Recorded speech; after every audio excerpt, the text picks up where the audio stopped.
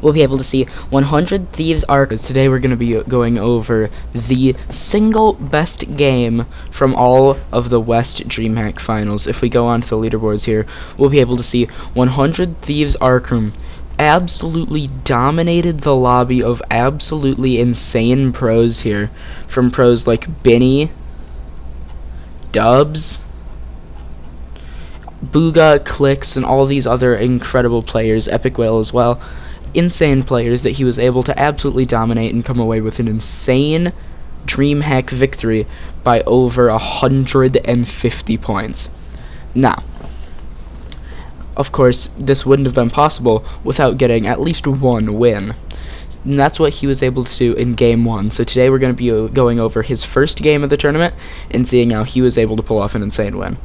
Make sure to follow me at twitch.tv/newrobinlol, where I'm always streaming, doing cool stuff. I have a face cam over there, so you'll see me playing tournaments, VoD reviewing, all that cool stuff on Twitch. And newrobinlol on Twitter, Instagram, TikTok, all these other platforms that you want to follow me on, and let's get right in.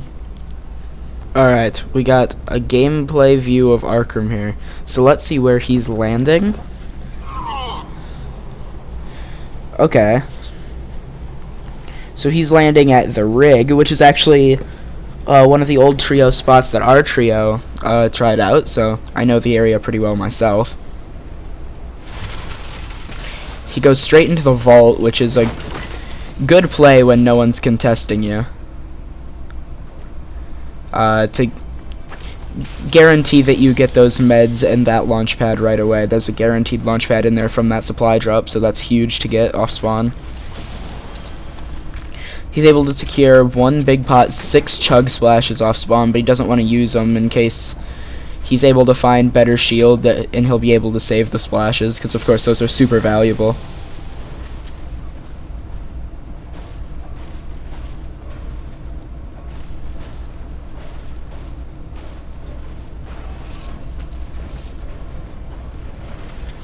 So he's just running around farming mats, trying to maximize his ability to be able to take an off-spawn fight if someone were to come and try and fight him from over at, say, the Fortilla.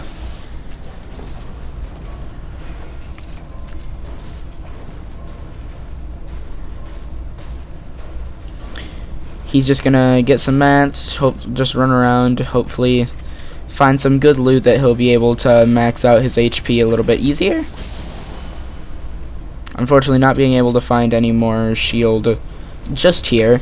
But if we look at the map,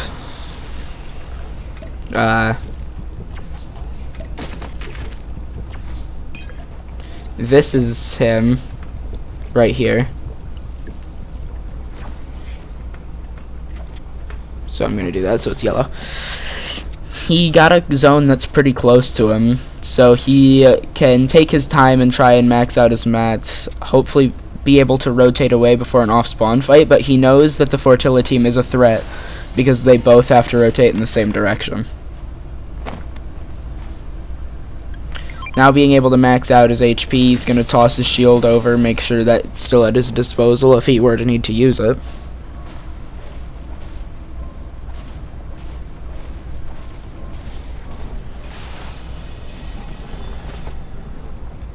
Gets the chest. Just watch how he's maximizing the amount of shield he's going to be able to take over with him, so he can choose what he wants to take, whether he ends up getting 3 big pots and just minis, or how much shield he ends up getting. He's able to choose what he wants all at the same spot without having to go back for it, which is a really smart decision to do. Of course, only in solos.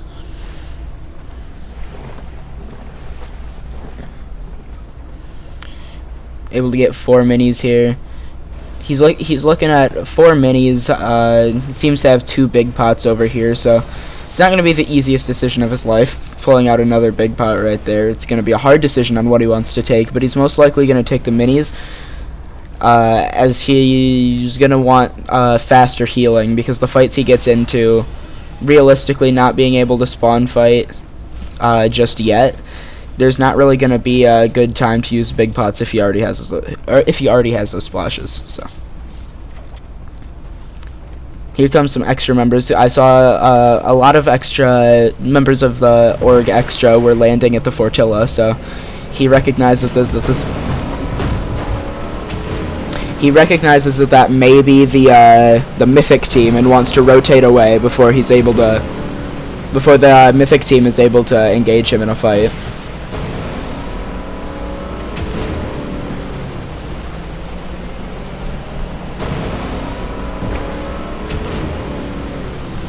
He's going to rotate around with the boat here with the coastal rotate. That's an interesting decision, as he must know that there's people up there looking for surge tags.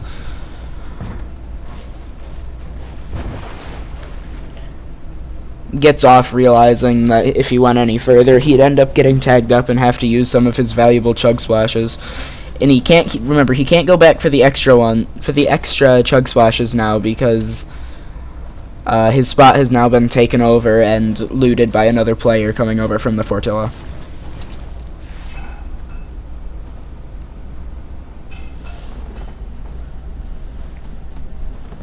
Arkhram is a keyboard and mouse player, so he seems to be the first West keyboard and mouse player to come away with a solo tournament win in quite a long time. He's going to look for some shots on the person who came from his original location that rotated over from the Fortilla. Of course, he needs Storm Surge tags. There's 96 people remaining here. So he knows once second zone closes, which isn't going to be for a minute, but once second zone closes, they're going to get surged, and he's going to be below the threshold if he doesn't get some damage quickly, because he hasn't fought anyone off spawn.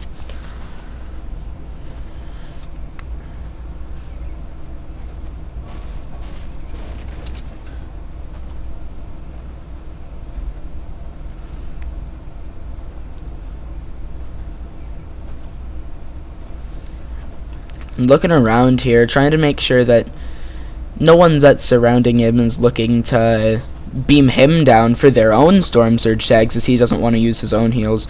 He's going to rotate up to the house, thinks this might be some old engagements that he might be able to rotate through. Doesn't know that Godku's still in the house, but I think he was anticipating there being someone in there already, but Godku in the house building, realizing that he needed surge tags, but Arkhram will build and take away that opportunity from Godku. So now on top of this mountain, 137 builds. He has really good loot, incredible rotations, 6 crash pads, 1 launch pad, and he's going to be set up for nearly the rest of this game.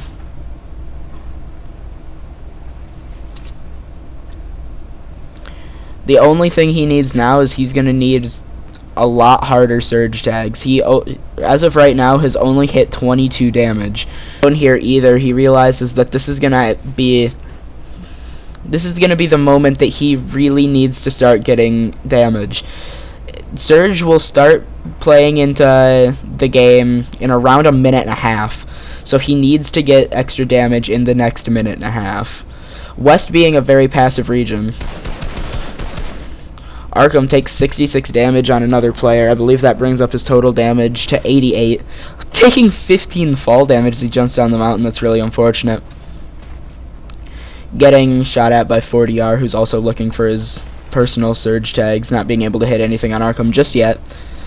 But Arkhram seems to be very close to chilling on his surge tags, unfortunately wasting a crash pad there to get himself off the mountain. I'm not sure if that was intentional or not, but either way, that's unfortunate that that's how that ended up playing out. Of course, this game works out for him, but I need to, point out the good and the bad. That's the point of the VoD review, right? So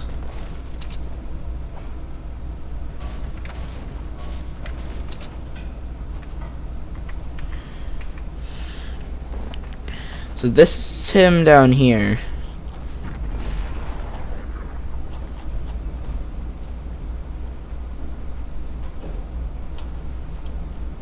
When did names show up? Alright, right there. So we can watch the map like this. Hasn't gotten any more damage. Looking to get some more damage on that guy that he beamed for about 66 damage earlier. Sees his opportunity as he's swimming through the water. Gonna get a 24 tag, another 23 tag, and that should put him above Surge for when it originally pops. 92 players remaining. Surge is gonna play into effect here very soon. Like I said, probably about 1 more minute. Yep. There we go. In about 1 more minute, it'll start hitting. Gets tagged by 40R. 40R obviously looking for his own Surge tags, not really looking to aggress Arkhram, so he knows he can just use his heals and move on. Looks like he might get a free beam here. Hits another headshot. This player is absolutely feeding Arkhram his Surge damage here as he swims along the coast. Godku it being, who's actually a very skilled player. You can see in the kill feed, Unreal got a kill, who's a mobile player who ended up outplacing a lot of good pros. But Arkhram, 139 above, almost all that damage coming from Godku there, rotating along the coast, which is... It's so beneficial to Arkhram that he was able to get those hits, because if he wouldn't have been able to, he would have had to play aggressive on a guy who was playing a little more passive, and that could have ended up costing him his game, so I bet he's very thankful for Godku's donation of Surge damage to him. Godku not really getting any damage back onto him either, so it's really only a win situation here. Arkhram coming across Bucky here, walking in front of him. Gets tagged from behind, unfortunately. Bucky ended up being really low.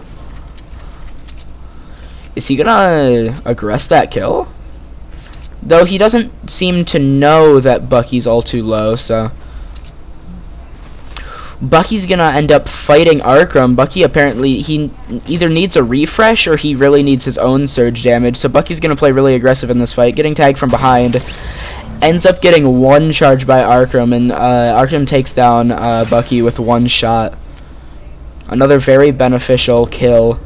As he gets a refresh, maxes out his mats again, he's in zone, and he has all the Surge damage he's going to end up needing, most likely for this whole game.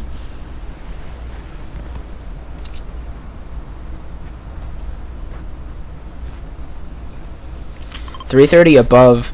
If you look on the map here, he's near center. One more player up on that bridge near him, but other than that, he seems to be in a really good spot zone-wise. Realizing he's on ultimate low, he does get a little uneasy with that, and he's going to want to go up the mountain a little more. Unfortunately, having to use 100+ builds there, actually, but he's hopefully going to be able to refarm a little bit over here. Wood not being his most important asset right now, but every mat counts once you get into those end games to try and keep other players from jumping in.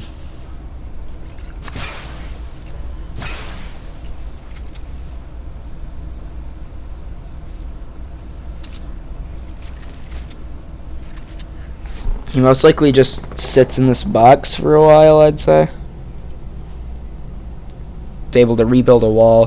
He's going to have to rotate north for this zone, which is not the best place that zone could have pulled. I'm curious how he ends up pulling off this rotation. Of course, the east, you can tell from how many people are over here, this southeast side of this zone is going to be so contested. So if he wants to take his best chance at staying alive, he's going to take the southeast to northeast area instead. Taking a shot there, peeking out for some extra damage, which he knows he didn't need to do, so he's gonna unfortunately not be able to convert on anything. Booga there being really low. Booga goes down to Godku, the player that he was shooting at in the coast, to a stink bomb. Let's see if he ends up playing Deadside or if he plays more aggressively for these kills. I think it would be more beneficial for him to have taken the northeast dead side of this zone, but who knows, maybe he's able to convert on some kills.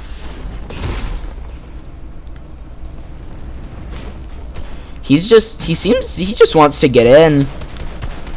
He doesn't seem to have any interest in going further into zone. He doesn't want to fight, which is why I'm confused on why he didn't end up taking further in with his pad, but I'm sure he I'm sure in this moment his plan was to get in. With that pad, he's able to rotate to any dead side for movings.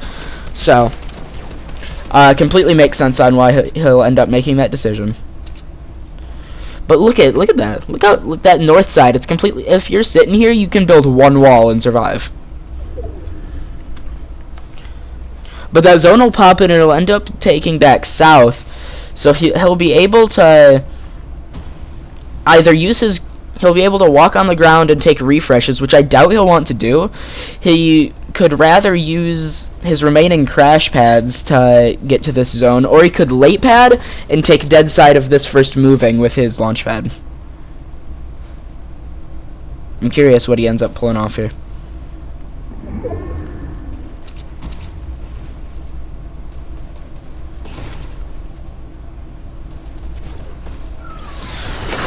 And surge pops again. 30 players need to be alive for this surge, so he knows it's not going to hit, so he doesn't need to look for any extra damage.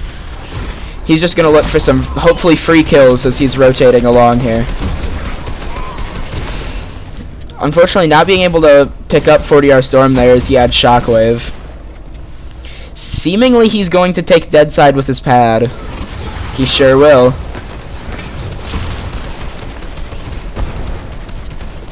Able to get closer in. The southeast side, this side of zone, will be the dead side for this zone. So this is the place he wants to be.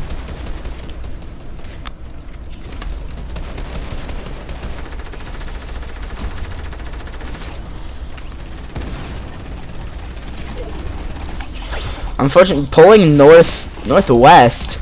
So all these dead sides are not ending up pulling zone, which is an unfortunate turn of events for anyone who's playing passively here, trying to get some farm this free placement. Of course, every placement after top 50 you get points, so it's very beneficial.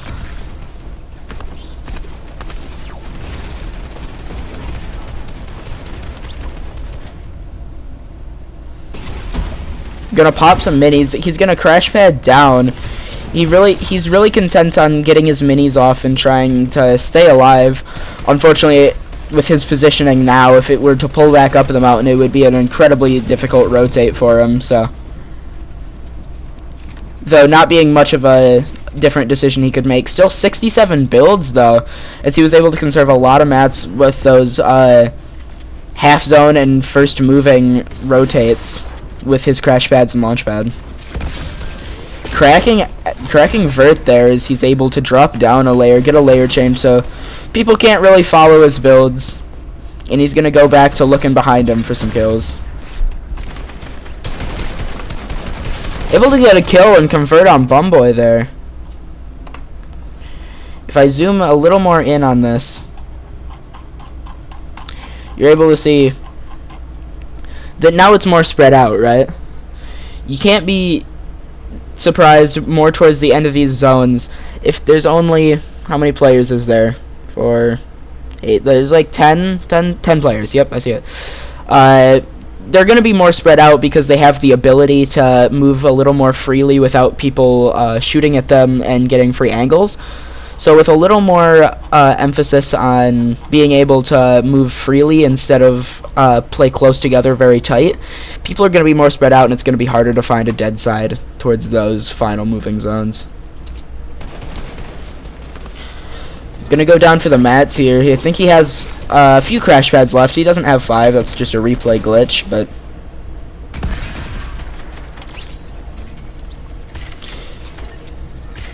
he's second height right now, but the reason he doesn't drop down from second height is because there's another person on his layer, so he knows he's not the only second height person who can get focused.